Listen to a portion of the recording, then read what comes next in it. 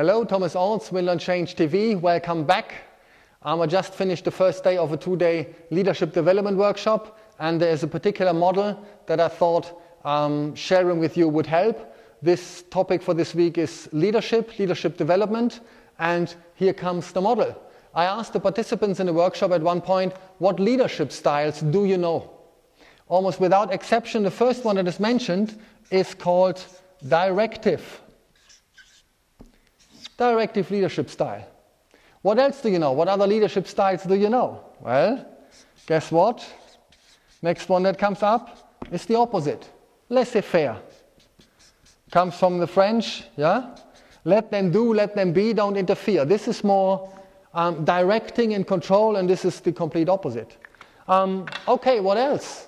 Well, there's the part in the middle. Let's call this cooperative. There's different labels for this style, but it has to do with cooperating, collaboration, cooperative leadership style. And the funny thing is that they are in connection, but a lot of people don't see how the model works, and this can be eye-opening. So what determines a directive leadership style? You're pretty much in a telling mode. What determines a laissez-faire style? You get out of the way of your people. And here, you're basically in cooperation, collaboration, there's connection. Now, when do you use what? Well, you can ask yourself, let's say someone is new in a company, low skills, skill level is low, knowledge level is low. They need to be told what is what, how do you do what. They need to be led pretty much closely. Also, let's say the motivation is not very much in place. Again, a directive leadership style, telling people what to do by when, gets them moving. It's not ideal, but it works. So low will, low skill, low motivation, it would be a directive leadership style. For example, the opposite. If someone is highly skilled, high level of skill, high level of knowledge, why would you tell them what to do? They know it already. If someone is really motivated, really energized, really wants to go for it, why would you stand in their way and interfere? So this would be the opposite. High will, high skill, high knowledge. And cooperative is pretty much in the middle. And you can develop your people from here to there. So by definition, you would start with people in the beginning here, you would work them through this curve, and then more or less to this phase of the model. So I could draw arrows here, and it would basically pretty much be this kind of movement. Not always, because sometimes it can also go back. It's not always continuously moving from left to right. It depends on the shape of the person, maybe on a Tuesday, and a week later it can be differently.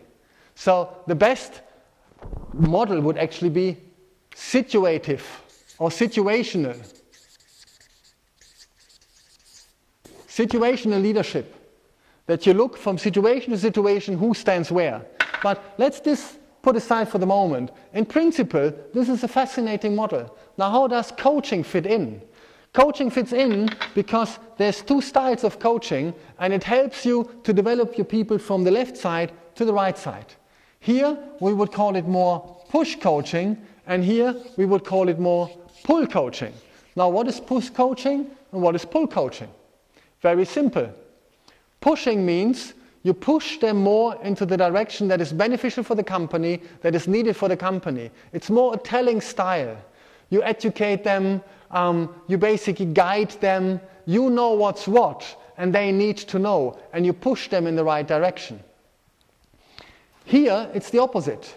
You would pull out their resources. You would ask them to do it their way. You would ask them to come up with better solutions. You would ask them to get more engaged, find more resources, do what is necessary to get the job done.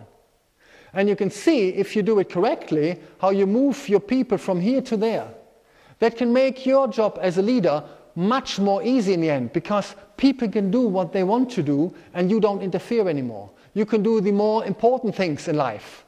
You can look at new business opportunities or new challenges that are ahead, rather than being bogged down in directing your people. To me, a good measurement how high quality a leader is leader or manager is, if he or she is missing in his department, her department, not 1 hour, not 1 day, but a full week, does the department still function? Is it working? Does it hit the needed targets and the results? Or is everything collapsing only because he or she is absent? So it's a powerful model. Push and pull coaching. Yeah? Cooperative leadership style. What it also means, and that's sometimes eye-opening for people, why are not on a regular basis people matured and developed from here to there? Because as a leader, you need to let go. You become less important. You let your people do their job in their own way. You have less control, less power. Your head may be telling, yes, I need to develop my people. Your subconscious may be telling you, be careful, don't give away too much. Don't give away too much control, too much power. Yeah? So it's tricky. It's an interesting model, and then we've had this discussion around what is the current culture in your company. Are you more here in general, more here? What would happen if? And it's a fascinating piece. It can be a real paradigm shift, especially if you enable people to grow and really have clarity with this model. I hope that helped a little bit. Hopefully you stay tuned in, and we see you back soon. Bye-bye.